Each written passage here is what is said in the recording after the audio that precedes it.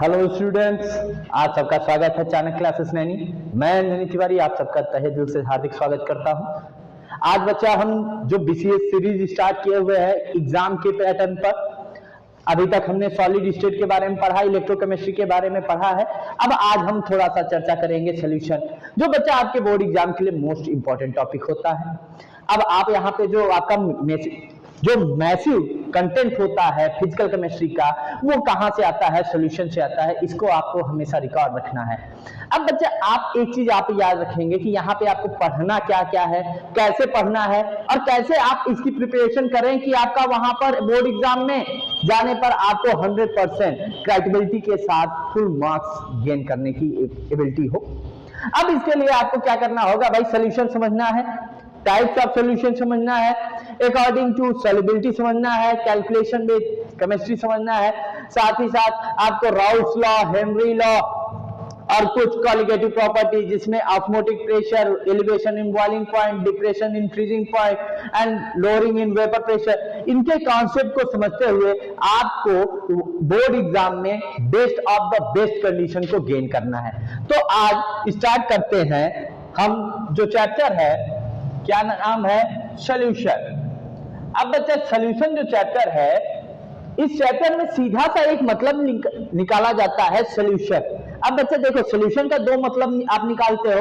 एक सॉल्यूशन का मतलब होता है किसी भी प्रॉब्लम को सॉल्व करना, और दूसरा सॉल्यूशन का मतलब है किसी चीज को डिसॉल्व करना। तो यानी यहां पर जब हम सॉल्यूशन की बात करते हैं तो बस हमें एक बात याद रखना होता है कि mixing of two component, mixing of two component. अब बच्चा टू कंपोनेंट का हमने क्या कर दिया? मिक्सिंग कर दिया। तो मिक्सिंग करने के बाद जब ये होमोजीनस क्या बना ले बेटा?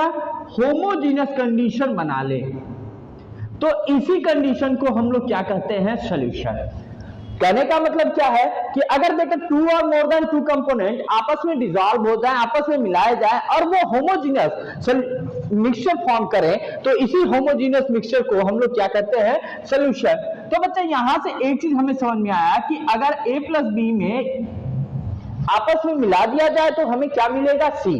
तो यहां पर जो a और b है ये क्या होंगे और C क्या होगा? तो बच्चा एक बात हमें क्लियर होना चाहिए कि जब हम A और B को मिलाएंगे तो जो कंपोनेंट हमें मिलेगा, ऑब्टेन होगा, वो क्या होगा? सॉल्यूशन। अब इस A और B में भी हमें दो चीजें समझना होता है। अब अगर हम A की बात करें, अगर हमने मान लो A को सॉल्यूट माना तो B को हमें क्या मानना पड़ेगा? सॉल्वेंट। अगर अपोज कर दे, B को सॉल्यूट मान ले तो A को क्या मानना पड़ेगा? सॉल्वेंट। अब यहां पर ये जो सॉल्यूट और सॉल्वेंट है, इसके लिए आपको एक सिंपल सा ट्रिक याद रखना है। एक ट्रिक है जिसमें यानी जैसे आप एक वर्ड याद रखेंगे कि को और में, ये वर्ड हमेशा याद रख लेना कि जैसे आप जानते हो चीनी को पानी में, तो चीनी को पानी में जिसके साथ को वर्ड मिक्सअप आ जाए वो क्या होगा? सॉल्यूट, और जिसमें में वर्ड मिक्सअप आ जाए वो क्या होगा? सॉल्वेंट। दूसरी बात आपको अकॉर्डिंग टू अमाउंट याद रखना है। तो अकॉर्डिंग टू अमाउंट सॉल्यूट जो होता है वो क्या होता है? लेस अमाउंट, और जो सॉल्वेंट होता है वो क्या होता है? More amount. यानी जो सॉल्यूट होता है वो हमेशा कम अमाउंट में होता है और सॉल्वेंट जो होता है वो हमेशा ज्यादा अमाउंट में होता है।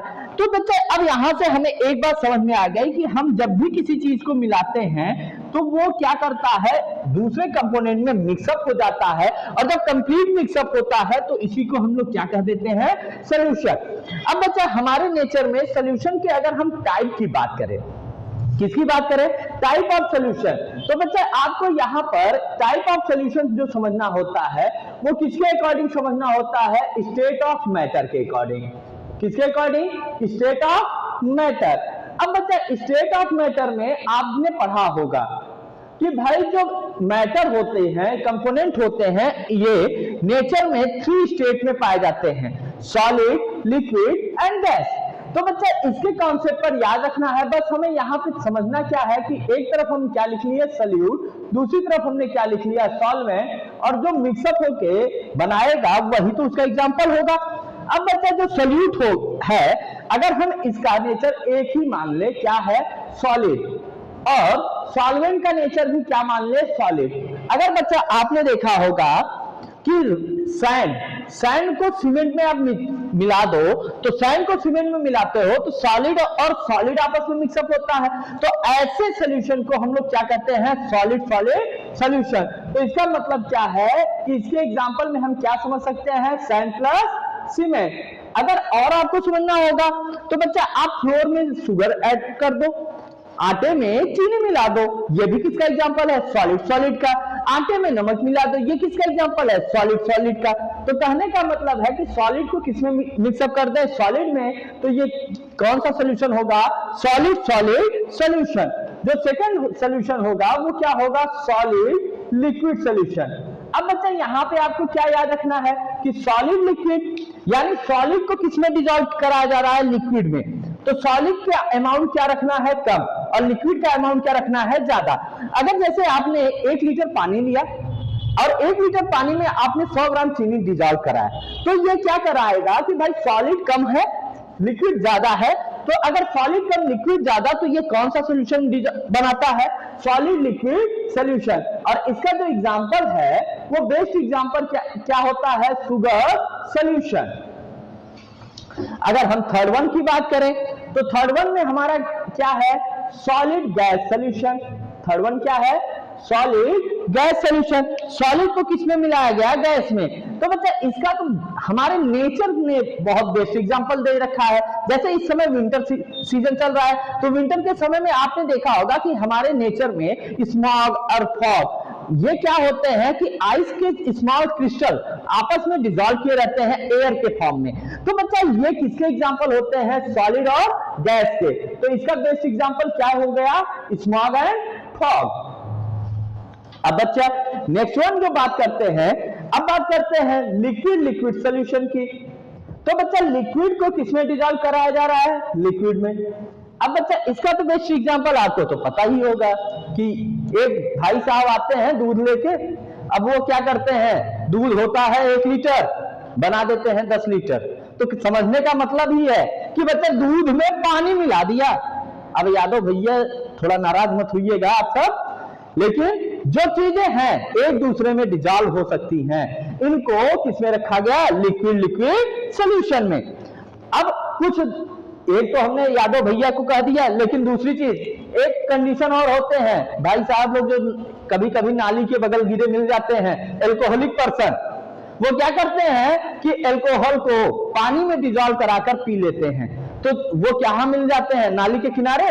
तो ऐसे लोगों को किस कंडीशन में हम समझा सकते हैं, भाई लिक्विड लिक्विड सॉल्यूशन में। तो इसका एग्जांपल क्या हो गया, alcohol plus water, milk plus water. अब नेक्स्ट जो आपको यहां समझना होता है, लिक्विड सॉलिड। अब लिक्विड सॉलिड वाला तो एग्जांपल मिठाई वाले भाई साहब ज्यादा बढ़िया बनाते हैं। आपने रसगुल्ला खाया होगा, आपने सफेद वाला रसगुल्ला खाया, तो बच्चा वो क्या होता है कि वो एक विशेष प्रकार के लिक्विड में डूबा रहता है, जिसकी वजह से मिठास आती है। अब ये लिक्विड क्या होता है, ये लिक्विड होता है मिठाई की चाशनी। अब ये जो चाशनी होता है सॉरी, ये जो चाशनी होता है बच्चा, ये क्या होता है कि शुगर का पानी में ऐड ऑन होने की वजह से होता है। अब बच्चा ये जो शुगर पानी में ऐड ऑन हुआ, तो ये क्या हो रहा है कि लिक्विड सॉलिड। लेकिन बच्चा यहाँ पर लिक्विड की अमाउंट क्या होती है, कम, और सॉलिड की अमाउंट ज्यादा। तो इसका एग्जांपल क्या है, सीरा। अब बच्चा जो 6th एग्जांपल है, लिक्विड गैस। अब बच्चा लिक्विड को किसमें डिसॉल्व किया जा रहा है, गैस में। लिक्विड को किसमें डिसॉल्व किया जा रहा है, गैस में। और इसका एग्जांपल तो आप लोग बहुत अच्छे से जानते हो यार। आपने देखा होगा कि शादी विवाह में जाते हो तो लड़कियों को इंप्रेस करने के लिए लड़के भाई बहुत अच्छी चीजें लगा लेते हैं अपने शरीर पर। क्या लगाते हैं, परफ्यूम, डिओड्रेंट। तो इससे वो उनको लगता है कि लड़कियां पट जाएंगी, लेकिन वो लड़कियां पटती नहीं है, लड़कियां भागती हैं। लेकिन आप समझिए कि लिक्विड किसमें मिला होता है, गैस में। तो अगर लिक्विड गैस में मिला है तो इसका एग्जांपल हमने क्या मान लिया, डिओड्रेंट, परफ्यूम, सेंट। अब ये सब तो आगे चीजें हैं।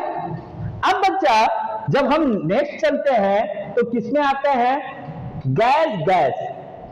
अब बच्चा गैस गैस का तो बेस्ट एग्जांपल हमारा एयर है, कि भाई एयर जो होता है वो हमारे एटमॉस्फेयर में मिक्सअप हो जाता है। जितने भी पॉल्यूटेंट हमारे एयर में मिक्सअप होते हैं वो क्या होते हैं कि भाई वो एयर में जाकर मिक्सअप हो जाते हैं, और जैसे ही एयर में मिक्सअप हो गए तो ये किसके एग्जांपल हो जाते हैं? गैस और गैस के। जो सेकंड वन एग्जांपल होता है गैस सॉलिड, गैस किसमें डिजॉल्व हो? सॉलिड में। तो इसका तो एग्जांपल आपने देखा होगा कैंफर। अब बच्चा जो कैंफर होता है कपूर, अब कपूर को हम आप जानते हैं कि घर में पूजा बहुत करते हैं, जो पुजारी भैया लोग होते हैं वो आरती में कपूर जरूर यूज करते हैं। तो कपूर किसका एग्जांपल होता है? गैस और सॉलिड का। अब बच्चा जो लास्ट वन है गैस एंड लिक्विड, तो गैस और लिक्विड का एग्जांपल क्या होता है बच्चा? एक बात आपको हमेशा याद रखना है, कोल्ड ड्रिंक्स, सॉफ्ट ड्रिंक्स, ये सब किसके एग्जांपल है? गैस एंड लिक्विड के। तो बच्चा ये जो बेसिक टाइप के आपके टाइप ऑफ सॉल्यूशन थे वो किसके बेस पर डिफाइन किए गए? स्टेट ऑफ मैटर पर। अब आप सब इसका स्क्रीनशॉट ले सकते हैं। अब बात करते हैं बच्चा कि यहां पर हमें जो कैलकुलेशन बेस्ड केमिस्ट्री समझना होता है। क्या समझना होता है? Calculation based chemistry. अब बच्चा आपके बुक में इसे calculation evolution and calculation expression कई पॉइंट ऑफ व्यू से लिखा जाता है, लेकिन आप यहाँ पे सीधे याद रखिएंगे कैलकुलेशन बेस्ड केमिस्ट्री। अब कैलकुलेशन बेस्ड केमिस्ट्री में जो सबसे पहला पॉइंट आपको यहाँ पे याद रखना है वो क्या याद रखना है आपको?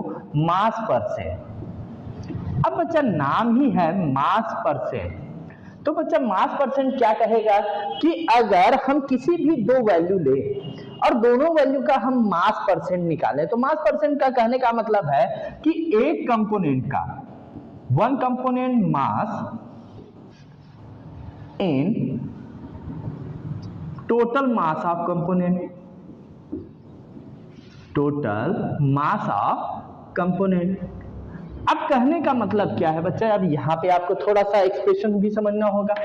तो भाई एक चीज आपने समझ लिया कि मास और वेट ऑफ वन कंपोनेंट, यानी एक कंपोनेंट है उसका पहले हम मास लेंगे या वेट लेंगे अपॉन टोटल मास और वेट, ये हो जाएगा। और बच्चा किससे मल्टीप्लाई कर देंगे? परसेंट है तो भाई 100 से। अब इसके लिए अगर हम एक कंपोनेंट को स्मॉल w से रिप्रेजेंट करें और टोटल को कैपिटल W से, तो इससे हमें क्या निकलेगा? Small w upon capital W percent equal to mass और weight of one component upon total mass और वेट इनटू 100। अब बच्चा इसके लिए आपको सिंपल सा एक फंडा समझना है। जैसे हमने दो कंपोनेंट लिया A और B। A कंपोनेंट का जो मास है, मान लेते हैं इसका मास क्या है? 70 ग्राम, और B कंपोनेंट का जो मास है वो क्या है? 30 ग्राम। तो भाई जब हम इसके टोटल मास की बात करेंगे तो टोटल मास क्या हो जाएगा? A प्लस B हो जाएगा। तो 70 प्लस 30 इक्वल टू क्या होगा? 100 ग्राम। अब यहां से हम मास परसेंट निकालते हैं, तो W बाई W परसेंट किसके लिए निकाल रहे हैं बेटा? A के लिए। तो क्या हो जाएगा? Weight of A upon total weight into 100। तो वेट ऑफ A कितना है? 70 ग्राम, टोटल कितना आया? 100, और कितने से मल्टीप्लाई है? 100 से। तो 100 से 100 कैंसिल आउट हो जाएगा, तो वैल्यू यहाँ पे क्या आया? 70%। अब यही चीज हम बेटा किसके लिए भी कर सकते हैं? B के लिए। तो W by W percent of B equal to क्या आ जाएगा? Weight of B upon total weight into 100। तो वेट ऑफ B कितना है? 30, टोटल वेट कितना? 100 इंटू 100। तो 100 से 100 कैंसिल आउट। अब यहां से वैल्यू क्या आ गई? 30%। कहने का मतलब क्या है कि बच्चा ये जो मास परसेंट है, मास परसेंट में आपको ध्यान सिर्फ ये रखना है कि एक कंपोनेंट का मास लेना है और फिर दूसरे कंपोनेंट का लेना है, फिर दोनों का टोटल करना है और एक का टोटल के साथ रेशियो निकालना है, 100 से मल्टीप्लाई कर देना है, जो वैल्यू आए वही उसका क्या होगा, मास परसेंट। क्लियर। अब बात करते हैं बच्चे सेकेंड, वॉल्यूम परसेंट। अब जैसे आपने मास परसेंट निकाला वैसे ही आप क्या निकालेंगे, वॉल्यूम परसेंट। तो बस यहाँ पे जो कॉन्सेप्ट आप मास परसेंट में लगा रहे हैं वही कॉन्सेप्ट यहाँ पे भी लगाएंगे। बस यहाँ पे हम इसे कैसे इंडिकेट करेंगे, small v upon v percent. अब भाई वॉल्यूम है, वॉल्यूम का इंडिकेशन किससे करते हैं, v से, इसीलिए हम किसे इंडिकेट कर रहे हैं, v बाई v परसेंट। अब यहाँ पे बस हमें क्या करना है, वॉल्यूम ऑफ वन कंपोनेंट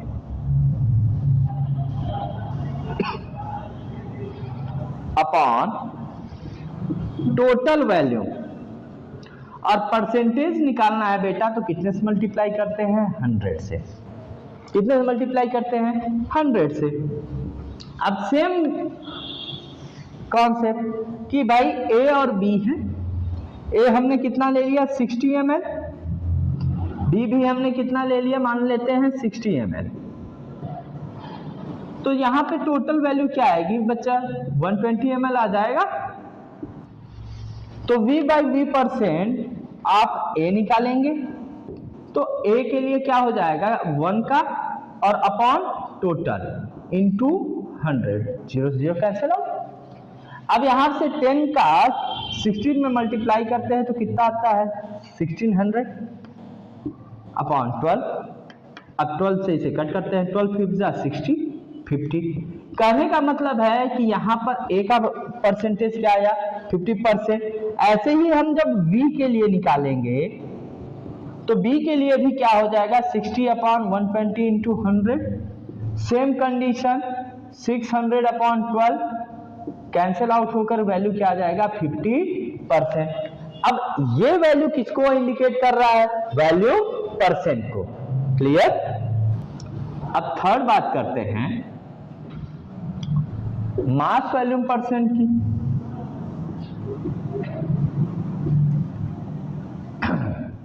तो बच्चा यहां पे बस हमें एक बात ध्यान देना है कि मास, हमें एक कंपोनेंट का हमें क्या लेना होता है, mass of one component upon total volume, और परसेंट है तो कितने से मल्टीप्लाई कर देंगे, 100 से। अब बच्चा मास को हम किससे इंडिकेट करते हैं, W से, और वॉल्यूम को V से, तो इसीलिए इसे इंडिकेट करते हैं small w upon capital V percent. अब बच्चा सेम कॉन्सेप्ट है, लेकिन अब यहाँ पे आपको एक डिफरेंट फॉर्मूला भी याद रखना है डेंसिटी का। क्या होता है, डेंसिटी इक्वल टू क्या होता है, मास अपॉन वॉल्यूम। अगर हमें मास आइडेंटिफाइड हो और डेंसिटी आइडेंटिफाइड हो तो हम किसकी वैल्यू निकाल सकते हैं, वॉल्यूम की। तो वॉल्यूम के लिए क्या हो जाएगा, volume equal to mass upon density. लेकिन अगर वॉल्यूम और मास आइडेंटिफाई हो तब हम वैल्यू निकाल सकते हैं density equal to mass equal to density into volume. यानी ये तीन कंडीशन आपको याद रखने हैं। अगर एक और दो वैल्यू आपको फाइंड है तो आप तीसरी वैल्यू आइडेंटिफाई कर सकते हैं। पीपीएम की, पीपीएम का फुल फॉर्म क्या होता है बच्चा, पार्ट्स पर मिलियन। यानी अगर हम पार्ट्स पर मिलियन की बात करें तो पीपीएम के लिए बस हमें याद रखना है one component upon total component. अब बच्चे मिलियन के लिए हम वैल्यू क्या लिखते हैं भाई, 10⁻⁶ लिखते हैं। तो बस one component upon total component into 10⁻⁶। ये बात क्लियर। तो पीपीएम के लिए आपको ये बात याद रखनी है। अब इसके बाद जो मोस्ट इंपॉर्टेंट टॉपिक होता है इस चैप्टर का वो यही होता है मोल। मोल क्या होता है कि भाई किसी भी कंपाउंड एलिमेंट इन सब का जो गिवन मास होता है उसके मॉलिक्यूलर मास से जो रेशियो आता है वही किसको आइडेंटिफाई करता है, मोल को। और बच्चा मोल का इंडिकेशन हम लोग किसमें करते हैं, स्मॉल एन से। और स्मॉल एन इक्वल टू क्या, आपको फॉर्मूला याद रखना है, given mass upon molecular mass. अब बच्चा अगर कुछ एलिमेंट ऐसे भी होते हैं जिनका हमें क्या लेना होता है, एटॉमिक मास। क्या लेना होता है, एटॉमिक मास। तो यहां से एक चीज हमें समझना है कि गिवन मास का क्या लेंगे हम, फर्स्ट लेटर जी, मास का एम, और एटॉमिक का फर्स्ट लेटर क्या है, ए, और मास का क्या है, एम। तो यहां से एक ट्रिक आपको याद लेना है। अब बच्चा आपने देखा होगा व्हाट्सएप में मैसेज करते हो तो किसी को शॉर्टकट मैसेज करते हो गुड मॉर्निंग का, तो क्या लिखते हो, जीएम, और वो टाइम जोन क्या होता है, आप घड़ी में देखते हो मॉर्निंग में तो क्या लिखा होता है, एएम। तो बस आपको एक ट्रिक बना लेना है, good morning in am, good morning in am. अब बच्चा गुड से जी आया, मॉर्निंग से एम आया, इन से एन आया, और एएम तो है ही, यानी एम की वैल्यू हम किससे निकालेंगे, जी अपॉन जीएम अपॉन एएम से। ये बात क्लियर हो गई। सॉरी। अगर बच्चा जैसे आपको दिया है 27 ml ऑफ वाटर, अब बच्चा मास कह रहे हैं और यहाँ ml है, तो एक बात आपको याद रखना है कि वाटर के लिए जो डेंसिटी वैल्यू होती है वो 1 होती है। तो वाटर के लिए मास और वेट, मास और वॉल्यूम दोनों क्या होते हैं, सेम। तो यानी जो ml में वैल्यू दिया है यही इसका क्या होगा, मास वैल्यू। तब अगर हम इसके लिए एटॉमिक नंबर की बात करें और इनके मोल की बात करें तो क्या होगा, तो भाई यहां से देखिए गिवन मास पहले से ही हमने क्या मान लिया, 27 ग्राम। अब एटॉमिक मास या मॉलिक्यूलर मास की जब हम बात करेंगे तो H2O के लिए क्या होता है, 18, और N के लिए बात करेंगे तो क्या हो जाएगा बच्चा, N equal to GM upon mm कर दें। तो गिवन मास कितना है, 27, मॉलिक्यूलर मास क्या है, 18।